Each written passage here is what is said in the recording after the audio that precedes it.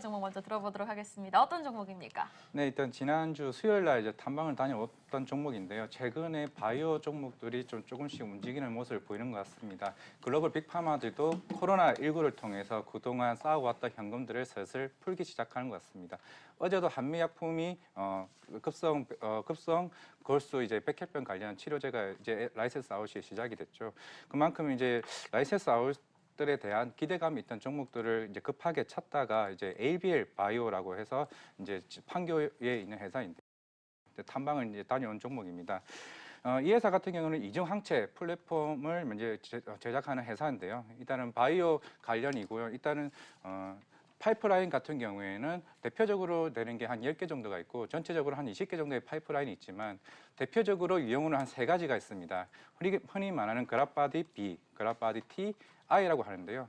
T랑 I는 T셀과 이뮨, 면역항암제 쪽이고 이제 B 같은 경우는 브레인, 퇴행성 뇌질환 치료제라고 말씀을 드릴 수가 있겠습니다. 오늘 제가 말씀드릴 부분은 이제 그라파디 B 위주로만 말씀을 드릴 거고요. 왜냐하면 이게 1년 전부터 이제 라이센스 아웃에 대한 기대감이 있었지만 말씀드린 것처럼 코로나19로 인해서 어느 정도 지연됐던 부분이 있었던 만큼 그만큼 올해 전 임상 데이터가 생각보다 좋게 나왔고 실제로 글로벌 탑티어 비교해서도 굉장히 효능이 좋았던 만큼 이제 조만간 있을 JP모건 이제 바이오 컨퍼런스가 1월 10일에 있는 만큼 조만간 그런 기대감이 있는 부분에 의해서 조금 관심을 좀 가져야 되지 않을까 싶어서 좀 오늘 이 종목을 좀 들고 왔는데요. 이제 그라파디 B 같은 경우에는 우리가 흔히 이제 조직에 약물을 투여했을 경우에는 이제 원활하게 약물 투여가 되지만 뇌 같은 경우에는 우리 흔히 뇌에는 이제 뇌 보호막이 있습니다. 우리가 흔히 이거를 이제 블러드 브레인 베리어라고 해서 BBB라고 말씀을 드리는데 결국 이 뇌 보호막을 있는 약물 투여를 전달하기 위해서 그만큼 얼마나 이제 효과가 좋은지를 봐야 되기 때문에 그 전달의 플랫폼을 만드는 회사가 ABL 바이오입니다. 그래서 이제 우리가 이제 이걸 BBB라고 이제 용어를 말씀을 드리는데 가장 중요한 데이터가 안정성과 반감기가 있거든요. 이게 반감기라고 하는 거는 우리가 혈액 속에 얼마만큼 오랫동안 지속되면서 이게 뇌로 전달하는 역할을 하는 게 반감기인데 반감기가 오래 길수록 가장 좋은 효능인데 제가 말씀드린 글로벌 탑티어 중에 디날리라는 회사가 있습니다.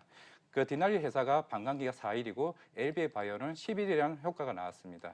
그리고 안정성 이슈에 대한 부분인데 네, 과장님, 이 그림이 지금 나가고 있어가지고 네. 좀 더 자세히 좀 설명이 필요해 보입니다. 네네. 이 이중환체 플랫폼에서 아까 말씀하셨던 그 방광제 비슷한 관련 전반적인 좀 설명이 필요할 것 같은데요. 네.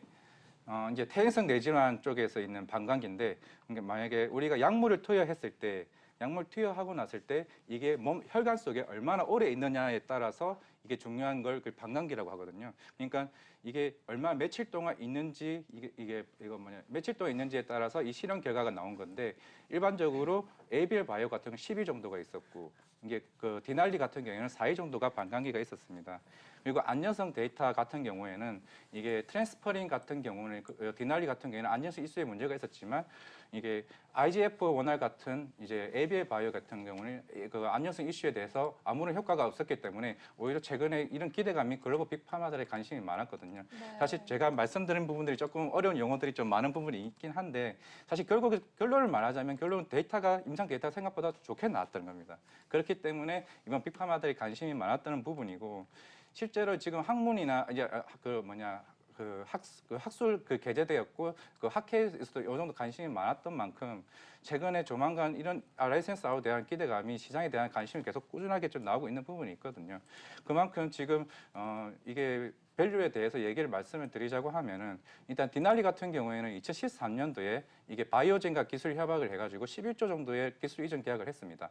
그리고 패코드림과 같은 얀센 같은 경우에는 2017년에 1조 2,800억 정도의 기술 이전 계약을 했습니다. 그러면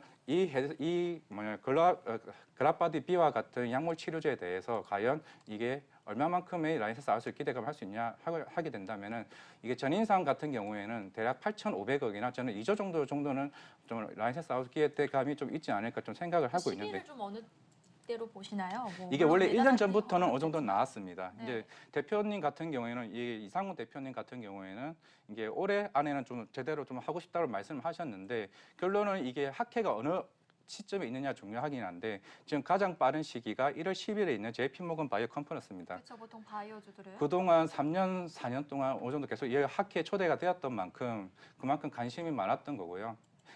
대표님 같은 경우에도 올해 내에는 꼭 하고 싶다는 말씀을 많이 하셨고 구체적 논의가 아마 1월이나 올해 내에는 한 번쯤 얘기가 나오지 않을까 좀 싶거든요. 결국 그거 하나로 일단은 바이오 라이센스 아웃이 된다고 하면은 그만큼 성장성이 크게 될 수가 있습니다. 일반적으로 바이오 투자를 하시는 분들은 이게 발표가 하게 되면 주가가 빠지는 영향이 있는데 이게는 플랫폼 업체이기 때문에 바이오 플랫폼의 특성상 흔히 우리가 알고 있는 알테오전 같은 경우에도 이게 확장성으로 인해서 주가가 확 올라가는 영향이 있거든요. 이게 만약 제가 말씀드린 ABL301 같은 경우에는 이게 파킨슨 치료제거든요.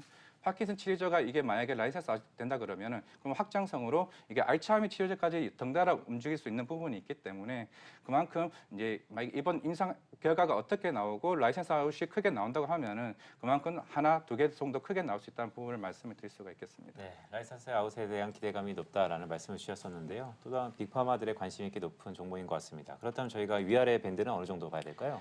사실 이게 밸류를 측정한 게 매출이 없는 회사이기 때문에 만약에 1조가 나오지 2조가 나오지에 따라 다르겠지만 목표가는 일단 제가 4만 원을 제시했습니다만은 결국 금액이 얼마나 나오냐에 따라서 그 다음 금액이 추정을 할 수가 있는 부분이기 때문에 우선 목표가는 4만 원을 말씀을 드리고 손절가는 결국은 이런 부분이 지연된다는 의미가 결국 손절가 15,000원을 잡았고 이렇게 해서 목표가는 4만 원을 잡았습니다. 네, 목표가 4만 원을 말씀 주셨습니다. 사용자